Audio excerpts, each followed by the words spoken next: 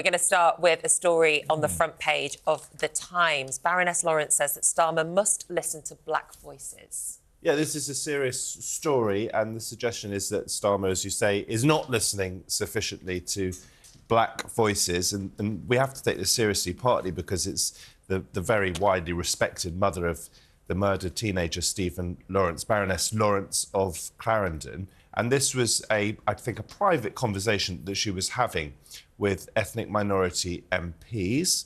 Sue Gray, who we know is very senior in the Starmer team, was also in attendance. And she's saying that she wished that Keir listened to her. When the Times contacted Baroness Lawrence, she has said that she has no doubt about Starmer's commitment to fighting racial injustice. But it is interesting, and I kind of want to know a little bit more about it. I was going to say, is there any detail about what that could be that he's not listening to? Could it be something in light of what was going on with... Well, there's a scaling back, Diane guys. Abbott. Thank you, Diane Abbott. My goodness, Diane Abbott. Well, there's a scaling back of a conference at which Starmer is due, I think, or had been due to unveil plans for new race equality legislation last month. I mean, the Diane Abbott story is such an interesting story, OK, because she has been victim of horrific racist and sexist abuse, probably more than any other MP. Before any of that, to be fair. She was an absolute trailblazer. That doesn't necessarily mean that everyone has to like her. It doesn't mean that everyone has to support her policies or be impressed by her.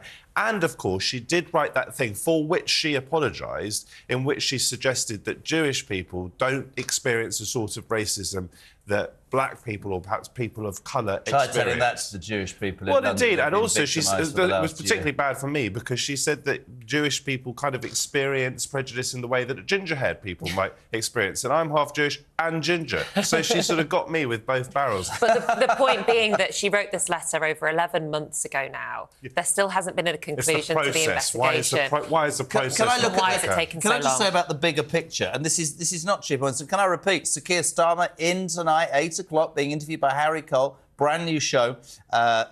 Never mind the ballots.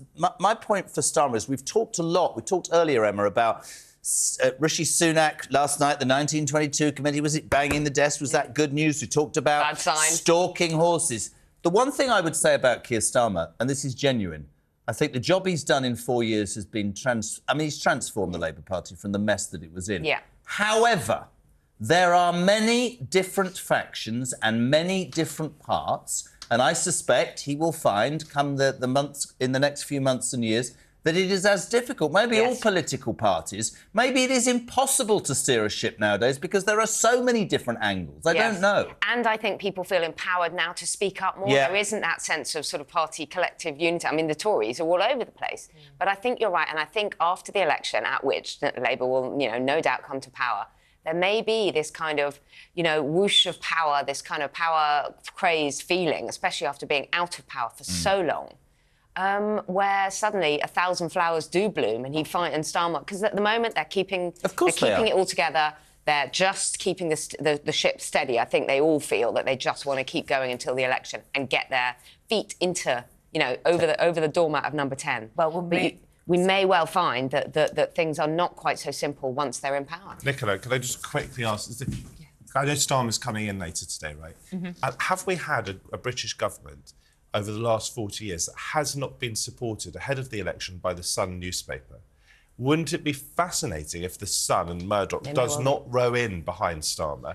Will that change? Did the Sun, unless I'm missing the point, and somebody can give me this, so forgive me if I'm wrong, did the Sun not in 1997 fall behind Tony Blair? That's my point. That's my point. So I think for the last 40 years, the Sun has backed the winner. And will the Sun? Well, I think what Harry Cole's doing. I think what Harry Cole is doing tonight, and I can't speak for him, is doing something that needs to be done, which is putting Sun viewers' questions to Sir Keir Starmer, because yes, he's been transformative, and yes, he's done a great job, but there is absolutely no doubt there are huge numbers of people, Matt, across the United Kingdom who are steeped in a mistrust of the Labour Party, who need convincing in terms of the fiscal responsibility and all those things, and that's what Harry will do. And fair play to Starmer, he's coming in, and I think that's a great thing for I'm not even talking about the broadcaster, I think that's what British people need to know, because the next government will probably be Labour. I don't want that to be on default because of how bad the Tories are. No, I want to be able to say to him, you talked about non-dom. How are you paying for the NHS? How are you paying for the army? Come on, let's have some meat on the bone. I think we'll all agree in this studio that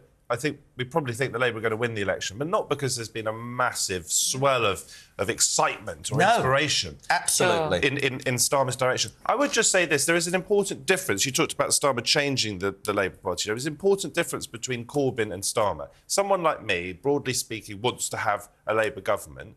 I'm quite prepared to criticise Starmer. I'm not a cultist, whereas the difference with Corbyn is that so many people who just really loved him, right or wrong, almost whatever he said, Jeremy Corbyn. Matt, I just said, they haven't disappeared. They will... They're when Rachel Reeves is going, let's go back to 1979, you think momentum's disappeared? It hasn't. But